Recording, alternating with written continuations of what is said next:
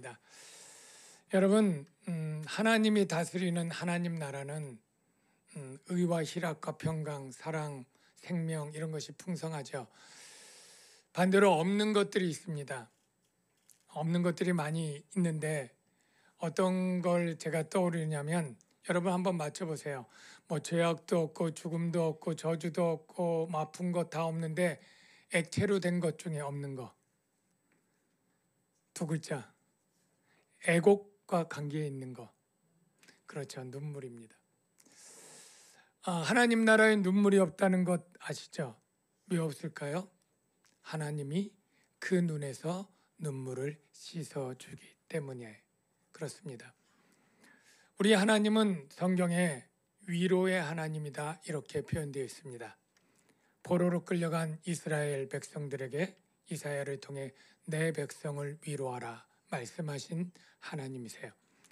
오늘 사도행전을 보면 바울의 마지막 전도 사역이 나오는데 권하는 사역 그리고 유두고 사건 있는데 하나님의 위로와 관련이 있습니다. 전에도 얘기했지만 우리나라가 자살률 1위의 오명을 가지고 있는데 하루에 평균 작년 통계로 40명 가까이 자살을 합니다. 매일 40명. 아마 짐작하지만 누구도 그를 위로할 수 없고 희망의 불꽃이 사라졌다고 느낄 때 그런 결단을 할 텐데 모두 불신자들만 자살한다고 할 만하지 않습니다. 그 안에는 믿음이 있고 신앙생활을 했지만 하나님의 위로도 느끼지 못하고 성도들의 위로도 느끼지 못하고 자기의 삶의 이 문제가 도무지 해결할 수 없다고 절망하면서 그런 일을 하게 되지 않을까 싶습니다. 오늘 본문을 통해서 하나님의 위로가 우리에게 늘 있고 우리가 모를 뿐이지 실제적인 것을 살펴보려고 합니다. 본문의 상황은 주 55년, 56년 이 바울이 에베소에서 사역을 거의 마치는 일부터 시작을 합니다. 에베소 사역을 마치게 되는 결정적인 사건 중에 하나가 바로 데메드리오의 아데미 여신을 위한다고 하는 소요가 크게 일어났고 바울은 거기서 죽을 고비를 거의 겪게 됩니다. 그리고 바울은 이제 떠나게 되는데 먼저 떠날 때 제자들을 불렀습니다. 소요가 그침에 바울은 제자들을 불러 권한 후에 작별하고 떠나 마게도냐로 가니라. 첫 번째 마게도냐로 갑니다. 두 번째 그리고 그 옆에 지방으로 다녀가며 여러 말로 제자들을 권하고 세 번째 헬라에 갑니다. 헬라의 대표 도시 고린도에 이르러 거기 석 달 동안 있었다. 이게 본문의 시작입니다. 이걸 글로만 보면 이해가 어렵기 때문에 지도로 한번 보겠습니다. 자, 에베소에서 출발합니다. 드로아 항구를 통해서 저기 분홍색 된 데가 다 마게도냐 지역인데 대표 도시가 세 개입니다. 베레아, 데살로니가, 빌립보. 저기 교회들을 세웠죠. 저기에 갔고 그리고 그 지방이라고 표현된 그 옆에 지방이 있는데 좀 이따 설명하지만 그 지방은 일루리곤이라는 곳입니다. 그리고 그 지방에 돌아보고 그 다음에 아가야 고린도에 도착하게 되는 것이죠. 그 지방이 일루리곤인지 어떻게 아느냐 하면 고린도에 도착해서 편지를 씁니다. 로마서를 씁니다. 그 로마서에 힌트가 되는 문구가 이렇게 있었습니다. 그리하여 내가 예루살렘으로부터 두루 행하여 일루리곤까지. 사도행전 어디에 봐도 일루리곤을 전도했다는 내용이었고 바로 그 지방 바로 마게도냐 옆에 일루리곤을 간 것으로 추측하게 됩니다. 그리스도의 복음을 편만하게 전하였다.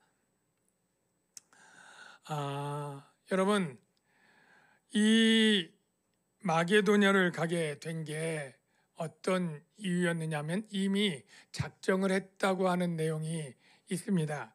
그 내용이 바로 이미 있었죠. 이 일이 있은 후에 바울이 마게도냐와 아가야를 거쳐 예루살렘에 가기로 작정하였고 그리고 미리 디모데 에라스도 두 사람을 마게도냐로 보냈다. 이거는 이미 살펴본 내용인데요. 여러분, 마게도냐를 왜 사람들을 보냈고 바울이 왜 갔다고 생각하십니까? 제가 지난번 설교에 얘기를 했는데요. 그 내용은 바로 예루살렘을 구제하기 위해서예요. 그러니까 예루살렘에 큰 중년이 들었고 가난하고 핍절한 자가 참 많았습니다. 영적인 은혜를 끼친 예루살렘 교회를 이방인 교회들이 돕는 것이 필요하다. 그래서 유대인과 이방인의 하나됨과 화목함을 도모하는 것이 중요한 사역이라고 바울은 생각했습니다. 그래서 이 이방인 교회들을 돌면서 모금을 하는데 간다고 미리 모금되어 있지 않으니까 미리 1년 전부터 알려줬고, 그리고 아까 디모데와 에라스도를 보내서 바로 헌금 모금 사역을 하게 한 것입니다. 그래서 바울이 가서 두 가지를 했는데 바로 권한 일을 했다 이렇게 표현되어 있는데요. 확인해 보겠습니다. 바울은 제자들을 불러 권한 후에 에베소에서도 권했어요. 그리고 마게도냐로 가서 그 지방으로 다녀가며 여러 말로 제자들을 뭐하고요? 권하고. 권하다 이 말의 정확한 헬라어 뜻은 무엇일까요? 여기 보면 헬라어는 파라칼레오 이렇게 발음하는데요. 파라는 바로 옆에 그런 뜻에 있고요. 칼레오는 말하다. 옆에 누군가 와서 말해줄 때 그 말들이 뭘까요? 위로하는 말, 용기를 잃었다면 격려하는 말, 슬픔을 당하면 위로하고 어떤 일을 부탁할 때 부탁하는 말, 이게 파라칼레오입니다. 그러면 바울이 이 마게도냐 교회의 성도들에게 파라칼레오 했다면 어떤 일을 했을까요? 헌금을 내달라고 부탁하는 말을 했고, 또 한 가지는 위로와 격려하는 말을 했다 이렇게 생각할 수 있습니다. 왜 그들에게 위로와 격려가 필요했을까요? 당연히 그들은 소수였고 핍박받는 교회입니다. 이미 복음을 믿은 지 5년밖에 지나지 않았어요. 여러분, 신앙생활하고 5년밖에 안 된 여러분을 생각해 보십시오. 여러 가지 아는 것도 부족하고 믿음도 흔들리고 아직도 세상에 있는 유대인들과 헬라인 친구들이 너 왜 그렇게 쓸데없이 그런 신앙생활을 하냐고 많이 꼬드기고 유혹하고 또는 조롱하고 박해하는 그때예요.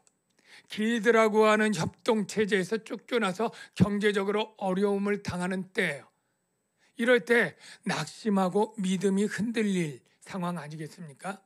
이럴 때 바울은 너희들이 믿음을 굳게 지켜라. 인내의 길을 걸어가라. 하나님이 도와주실 것이다. 라고 하는 위로와 격려가 필요했던 거죠. 그래서 바울은 자신이 개척한 교회들을 다 다니면서 혹시 누구라도 시험 들고 실족하는 사람들이 있을까 염려하면서 그들을 권하는 일을 했다 이렇게 말하고 있는 거예요. 이 말을 들으면서 제가 우리 교회에 적용할 게 있어요. 여러분, 우리가 신앙생활 중에 교회 생활이 있고 교회 생활 중에 여러 가지 생활이 있는데 예배 생활, 말씀 생활, 기도 생활, 전도 생활, 봉사 생활 있을 거예요. 여기 하나 빠진 게 있는데 뭔지 아십니까? 바로 성도의 교통, 교제하는 생활입니다. 우리가 교제하면 제가 스포츠 친교회 이렇게 하는 것처럼 여러분들이 친해지고 즐겁게 교제하면서 노는 것 이렇게 생각을 하는 것이라면 일부는 맞지만 완전하진 않아요. 성도의 교제가 꼭 필요합니까? 라고 할 때 어떤 분들은 예라고 대답하지만 예배만큼은 중요하지 않아. 기도와 전도만큼은 중요하지 않아. 불가피하게 빠질 수도 있는 거 아니야? 이렇게 생각하는 분들이 더 많을 거예요. 우리가 셀 모임, 우리가 계속 강조해서 하지만 셀 모임을 전혀 하지 않기로 작심한 분들이 조금 있기도 해요. 그런 거 필요 없어. 난 예배만 드리고 가는 게 시험 되지 않고 신앙생활 나에겐 잘하는 거야. 이렇게 생각하는 분들 사연이 있고 사정이 있으리라 생각합니다만 왜 셀 모임이 중요한가 하면 성도의 교제에 이 셀이 굉장히 필요하기 때문에 그렇다라고 대답할 수 있습니다. 여러분, 우리가 왜 교제해야 되느냐 하면 이 세상은 악하고 죄악이 있고 유혹과 미혹이 있기 때문이에요. 그래서 성경에는 너희가 서로 권하고 교제하라 이런 말씀들이 굉장히 명령으로 많이 주어졌습니다. 명령으로 주어진 건 순종해야 되는 거죠. 예를 들어 몇 가지만 소개하겠습니다. 매일 서로 권면하여 너희 중에 누구든지 죄의 유혹으로 완고하게 되지 않도록 하라. 우리가 죄의 유혹이 날마다 있습니다. 순간마다 있습니다. 그렇기 때문에 매일 서로 권면하라. 어떻게 하도록? 죄의 유혹에 넘어가지 않도록. 혼자 버티고 내가 죄의 유혹에 안 넘어가고 버틸 거야. 각계 전투로 싸우라는 것이 아니고 너희들이 서로 매일 서로 권면하여 북돋아주고 용기를 세워주면서 나가라. 이게 주의 뜻이에요. 서로 돌아보아 사랑과 선행을 격려하며, 사랑과 선행은 격려받지 않으면 잘 오랫동안 하기 어려운 것 같아요. 그러니까 서로 사랑하자, 서로 용서하자, 그리고 선행을 계속하자. 힘들지만 버티고 끝내 해나자. 이렇게 서로 돌아보라는 거예요. 그리스도의 말씀이 너희 속에 풍성히 거하여 모든 지혜로 피차 가르치며 권면하고. 여러분, 피차 가르치려면 모여야죠. 혼자 가르칠 수 있습니까? 나눠야죠. 서로 하려면 두세 사람이 모여야죠. 그 도구가 바로 우리 교회에선 셀이 될 수 있고 성도회나 봉사 팀이 될 수도 있고 하겠죠. 어쨌든 성도의 교제를 통해서 위로하고 격려하는 일이 우리에게 꼭 필요한데, 여러분이 이 중요성을 깨닫게 되기를 주의 이름으로 축원합니다. 바울은 그 사역을 잘 마치고 이제 부탁한 대로 헌금 모금도 잘 마쳤습니다. 한 얼마 정도 모았을까요? 정확히 모르지만 그냥 추정하기는 그래도 그 교회들 그리고 하루 일당들 생각해 보면 한 수억 원은 될 것이다 이렇게 봅니다. 수억 원이 현금이잖아요. 동전이잖아요. 보따리로 무겁잖아요. 혼자 들기도 어려울 뿐 아니라 강도가 많은 이 시대에 여러 사람이 같이 하게 되는데, 대표적으로 7명 정도가 각 교회 대표로 모였습니다. 왜냐하면 이 바울 혼자 갈 때 가뜩이나 바울이 탐심으로 이렇게 복음을 전한다 하는 오해도 있었기 때문에 여러 사람이 함께 가야 재정 사고와 또는 의심을 면할 수 있기 때문이기도 했습니다. 그런데 출발하게 될 때 아주 쇼킹하고 충격적인 소식을 듣게 되었습니다. 그 소식이 무엇일까요? 바로 바울을 죽이려고 하는 유대인들의 음모였습니다. 거기서 석 달 동안 있다가 배 타고 수리아로 가고자 할 때, 수리아에 안디옥과 예루살렘이 있지 않습니까? 갈 때에 유대인들이 자기를 해하려고 공모함으로, 그러니까 고린도를 중심으로 한 유대인들은 아주 바울에 대해서 앙심이 컸습니다. 바울이 고린도에서 사역할 때 하나님이 도와주셔서 많은 사람들이 예수를 믿고 돌아오게 됐는데 그 중에 유대인들이 많았어요. 유대인 회당이 타격을 크게 입었습니다. 회당장 2명이나 개종해서 이 기독교인이 됐으니 앙심이 커서 그 당시에 갈료가 총독되었을 때 바울을 고발해서 해치려고 했는데 그게 수포로 돌아가지 않았습니까? 그랬던 바울이 다시 온 거예요. 3개월 동안 있는 동안에 어떻게 하든 바울을 죽일 그런 계획을 세웠는데, 가장 적절한 게 바울이 육로에 있을 때는 이 잡아서 죽이기가 좀 어려운데, 배를 타고 가면 도망할 한 보름 동안 배편에 있을 때 도망할 수가 없잖아요. 배 안에 있지 않습니까? 뛰어야. 그러니까 아마 이 배 안에 있을 때 기회를 봐서 바울을 납치하고 배 밖으로 바다에 던져서 죽일 그러한 계획을 세웠을 거라고 추정합니다. 그래서 바울을 죽이려고 하는 공모를 세웠는데 이걸 바울이 알았다는 거예요. 근데 바울이 안 것도 놀랍지 않습니까? 원래 누군가를 해치려고 하는 악한 계획은 굉장히 극비리에 조용 몇몇 사람들만 알고 진행하는 게 당연한데, 그렇게 극비리했던 것을 어떻게 바울이 당사자가 알게 되었을까요? 두 가지를 생각해 볼 수 있죠. 첫 번째로는 하나님이 성령으로 감화 감동하고 계시해서 알려주었다. 꿈에 현몽했다. 이런 하나님의 초자연적인 것을 생각해 볼 수 있고, 두 번째는 그 중에 누군가가 바울에 대해서 내적 호감을 가지고 있어서 이 비밀을 알려주었다 하는 가능성도 있죠. 어떤 방법이 정확한지 모르지만 틀림없이 맞는 것 하나는 바로 하나님이 바울을 살리기 위해 지켜주셨다라는 것은 분명해 보입니다. 그럴 때 우리가 떠오르는 말씀이 있죠. 바로 바울이 고린도 교회에 직접 쓴 편지 가운데 이렇게 말한 말씀입니다. 사람이 감당할 시험 밖에는 너희가 당한 것이 없나니 오직 하나님은 미쁘사 너희가 감당하지 못할 시험당함을 허락지 아니하시고 시험당할 즈음에 또한 피할 길을 내사 너희로 능히 감당하게 하시느니라. 여기서 주목할 것은 하나님은 감당할 시험은 허락하신다는 거예요.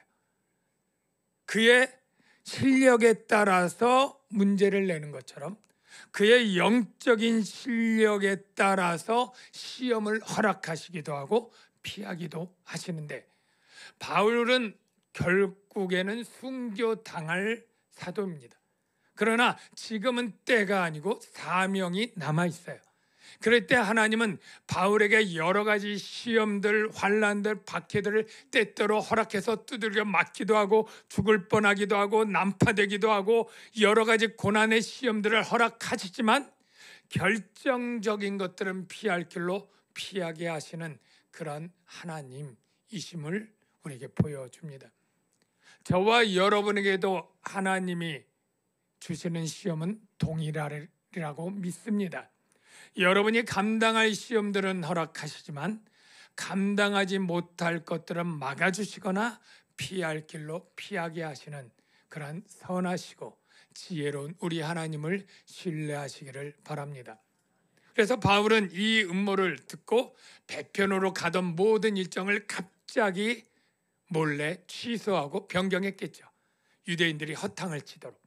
그래서 어떻게 했습니까? 마게도냐를 거쳐 돌아가기로 작정을 했다.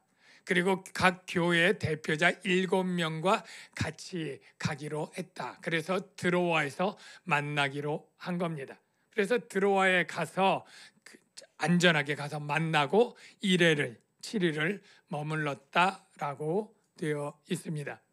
그를 지도로 다시 한번 보면 고린도에서 출발해서 배로 안 가고 육로로 마게도냐를 거쳐 돌아가는 길로 가서 빌립보까지 가고 거기서 이제 항구로 가서 배를 타고 드로아에 도착했다. 이렇게 그림이 되겠습니다. 드로아에 가서 1회를 있는 동안 제자들에게 많은 복음을 가르치고 강론을 하는 일을 했겠죠. 그리고 1회를 지나서 주일이 되었습니다. 주일은 안식 후 첫날이라고 하죠.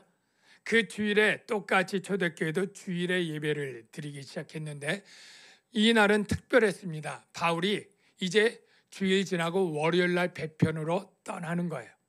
바로 오순절 전에 예루살렘에 가기 위해서 급히 그 배를 타고 가야 되는데 마지막으로 강론하려고 하니까 그 도시의 주변에 있는 모든 믿음의 사람들이 마지막 바울의 설교를 들으려고 그냥 많이 모여든 거예요. 그래서 이 다락방 3층에 있었는데 그 다락방이 그렇게 크진 않았던 것 같아요. 꽉 찼습니다. 그 내용을 볼게요. 거기서 사고가 터진 거죠. 그 주간의 첫날에 우리가 떡을 떼려고 모였더니 떡 떼는 것은 성찬을 의미합니다. 바울이 이튿날 떠나고자 하여 그들에게 강론을 시작하는데 말을 밤중까지 계속 이어지게 된 거예요. 우리가 모인 윗다락에 등불을 많이 켰는데 사람이 많으니까 어두우면 안 되니까 여러 개의 기름 등잔을 펴서 불을 폈는데 그게 바로 기름이 잘 타지도 않고 끄름도 나고 기름 등불이 있으면 산소가 금방 소모되잖아요. 사람이 많아서 사람도 산소를 먹고 기름도 먹고 불도 먹고 그러니까 굉장히 어떻게 하겠어요? 답답하죠. 그리고 이때 날씨가 언제쯤이냐면 무교절 지나서 5일 걸리고 또 7일 묶었으니까 4월 하순 정도 추측하는데 4월 하순의 날씨면 덥지도 않고 춥지도 않고 졸기 딱 좋은 그 시간에 이제 유두고라고 하는 청년이 몇 살인지 몰라요. 청년이라고 한 단어는 10대일 수도 있고 20대일 수도 있는데 하루 종일 공부를 했거나 하루 종일 일을 했거나 그래 하층민이 주로 쓰는 이름이니까 종일 수도 있습니다. 어린 종. 그러면 늘 일을 하고 저녁에 와서 설교를 들으면 졸린 게 당연하겠죠. 근데 이 청년은 보통 메인 좌석 앞자리에 앉고 주로 청년들이 주변에 왔는데 너무 답답하고 졸리니까 조그마한 창문을 내놨는데 그 창문에 찬바람이 밤바람이 시원하게 오니까 잠도 깰 겸 거기 걸터 앉았던 모양입니다. 그런데 깊이 졸게 되고 졸음을 이기지 못하니까 결국 떨어져서 사람들이 내려가 일으켜보니 죽었다 이렇게 되어 있습니다. 참으로 복음의 은혜가 넘치는 곳에 그 청년이 죽는 아주 끔찍한 사고가 터진 것이죠.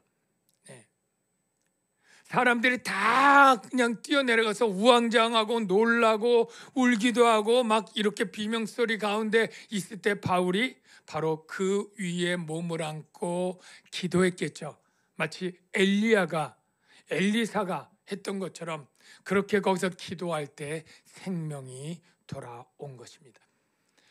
바울이 내려가서 그 위에 엎드려 그 몸을 안고 말하되 기도했겠죠. 그리고 나서 말합니다. 떠들지 말라. 생명이 그에게 있다. 여러분, 어떤 사람들은 이 말을 듣고 아예 안 죽었었나 보네. 그냥 기절했었나 보네. 그렇게 생각을 합니다. 그런데 여러분, 아까 죽었는지라라고 쓴 것은 누가가 썼죠? 누가는 직업이 뭡니까? 의사예요. 의사의 직업적 판단으로 생명이 끊어졌던 겁니다. 그래서 바울이 기도할 때 안 죽었고 기절했던 것이 아니라 죽었던 그에게 하나님께서 생명을 주어서 다시 살려낸 것입니다. 그리고 많은 사람들이 위로를 받았다 이렇게 하고 있습니다. 이 유두고 사건을 설교할 때 많은 목사님들이 여러 가지로 의미들을 또 끄집어내고 적용하는데 여러 가지 의미들이 있죠. 제가 유두고 사건의 의미가 무엇일까? 중요한 의미가 무엇일까? 5가지 오지선다형으로 문제를 만들었습니다. 여러분 정답이 몇 번일까요? 3번이요? 몇 번이겠습니까? 4번. 네, 한번 보겠습니다. 첫째, 예배에 졸면 죽을 수 있으니 졸지 마라. 1번은 아니겠죠? 창에 걸터 앉으면 떨어질 수 있으니 앉지 마라. 2번이라고 생각하는 분 없겠죠? 3번, 다락방에 등불을 많이 켜면 졸음이 많이 온다. 이것도 아닐 것 같습니다. 설교자는 밤중까지 길게 설교하면 안 된다. 네, 이것도 아니겠죠? 그러면 뭘까요? 네, 제가 말하는 5번입니다. 바로 죽은 자를 살리는 실제적 위로자 하나님을 바라보라. 여러분, 바울은 우리 하나님에 대해서 우리는 전지하시고 전능하시고 사랑이 많으시고 은혜로우시고 하나님들을 많이 표현하지만 바울이 특히 말하는 하나님은 위로의 하나님이셨어요. 그는 모든 위로의 내용들이 여러 가지 있을 거 아니에요. 사건들이 여러 가지 있을 거 아니에요. 그때 모든 위로의 하나님이시고 모든 환난들의 종류가 여러 가지 있는데 그 모든 환난에 우리를 위로하신 분이다. 그래서 그 위로로 우리도 위로를 할 수 있게 해준다. 이렇게 고백하고 있습니다. 여러분, 여러분들 가운데 난 위로가 필요 없어. 나는 내 힘으로 모든 것을 할 수 있어 라고 자신만만한 분은 없을 줄로 압니다. 여러분들 가운데 인생 가운데 문제가 없었던 분도 없고 문제가 앞으로도 없을 분도 없습니다. 우리는 늘 문제 가운데 살고 있습니다. 그래서 그 문제를 대할 때마다 우리의 마음엔 염려와 근심이 수심이 있고 두려움이 차고 있습니다. 바울은 어떤 사람 같습니까? 바울도 담대하고 아주 그냥 강한 사람처럼 겉으로는 보입니다.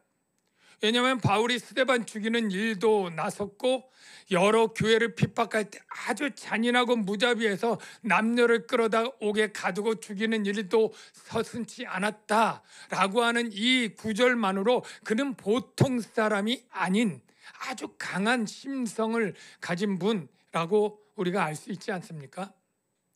그래서 보통 사람이 할 수도 없는 그 선교 여행의 그 오랜 길을 다닐 때 수없이 매도 맞고 고통을 당하고 죽을 고비를 넘어서면서도 불굴의 의지로 그 선교회를 감당하는 것을 보면 대단히 강한 사람이다. 우리는 쉽게 그렇게 생각하기 쉽습니다. 근데 바울은 그럼에도 불구하고 나도 때로는 두려웠고 염려했고 약했다. 이렇게 고백을 하고 있습니다. 특별히 이 고린도에 관해서 그런데요. 고린도 사역할 때 바울이 나중에 고린도 전서를 쓸 때 회상하면서 3년 지나서 이렇게 말하죠. 내가 너희 가운데 거할 때 약하고 두려워하고 심히 떨었다. 부끄럽지만 솔직하게 말하는 거예요. 그리고 지금 마게도냐 갔을 때 형편을 이렇게 말합니다. 우리가 마게도냐에 이르렀을 때에도 우리 육체가 편하지 못하였고 사방으로 에베소에서 환난 당했는데 이 마게도냐에서도 그런 환난이 계속된 거예요. 환난을 당하여 밖으로는 다투며 안으로는 두려움이었노라. 여러분, 바울도 때때로 두려웠어요. 저와 여러분도 인생 살 때 질병 때문에 또는 경제적인 어려움 때문에 관계 때문에 일이 풀리지 않아서 두렵고 염려되는 일들이 있죠. 그리고 하나님께 기도하는데 하나님께서 쉽게 잘 안 들어주는 것 같을 때 점점 마음은 쫄리고 힘들어지죠.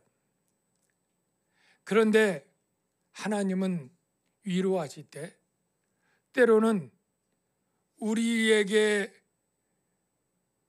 고난을 아예 빼주는 게 아니라 고난을 허락하시고 그 고난을 감당할 수 있도록 함께 하시면서 위로해 주십니다.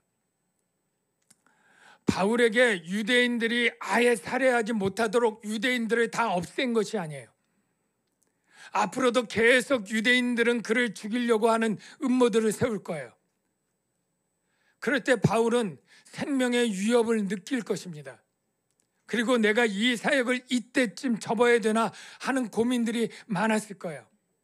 그런데 하나님이 유두고를 통해서 어떤 위로를 주셨느냐 하면 바로 네 생명을 위협하는 자가 있을지라도 생명의 주인은 나다. 유두고가 죽는다 할지라도 유두고를 살리는 생명의 하나님이 바로 나다. 내가 너를 지키고 보여주겠다 하는 말씀을 말이 아닌 사건으로 분명하게 보여주신 거예요. 이것보다 강력한 위로가 있을까요? 물론 사람들이 위로하는 게 참 큰 힘이 됩니다. 슬픔을 당할 때, 고통을 당할 때 함께 울어주고 우는 자와 함께 울라 할 때 우리는 그 슬픔을 덜어낼 수 있고 고통도 감내할 수 있게 됩니다. 그러나 사람의 위로는 한계가 있죠. 사랑하는 이의 죽음을 슬퍼할 때 그 죽음을 극복해낼 수 없습니다. 질병에 병문안을 가서 위로해 줄 수 있지만 병을 고쳐낼 수는 없습니다. 그런데 하나님은 말씀하시죠. 바로 바울의 생명을 위협하는 그 두려움을 유두고를 죽은 자 가운데 소생시키면서 바로 생명의 주인이 나고 내 생명을 내가 지키겠다고 위로해 주신 거예요. 가장 강력한 그리고 실제적이고 확실한 위로였다고 생각합니다. 믿음의 사람들은 하나님께서 함께 하시고 이겨낼 수 있게 됨을 감사하는 고백들을 성경에 했습니다. 시편에 보면 이랬습니다. 그들이 환난 당할 때 내가 그와 함께하여 그를 건지고 영화롭게 하리라. 내가 사망의 음침한 골짜기로 다닐지라도 해를 두려워하지 않을 것은 주께서 나와 함께 하심이라. 다윗의 고백인 것 아시죠? 다윗이 사망의 음침한 골짜기를 지나갈 때 하나님이 들어가지 못하게 길을 막지 않으셨습니다. 사망의 음침한 골짜기로 걸어가게 하세요. 그리고 힘들고 어렵게 하세요. 그럼에도 불구하고 하나님은 그와 함께 하시고 그 골짜기를 통과할 수 있도록 도와주십니다.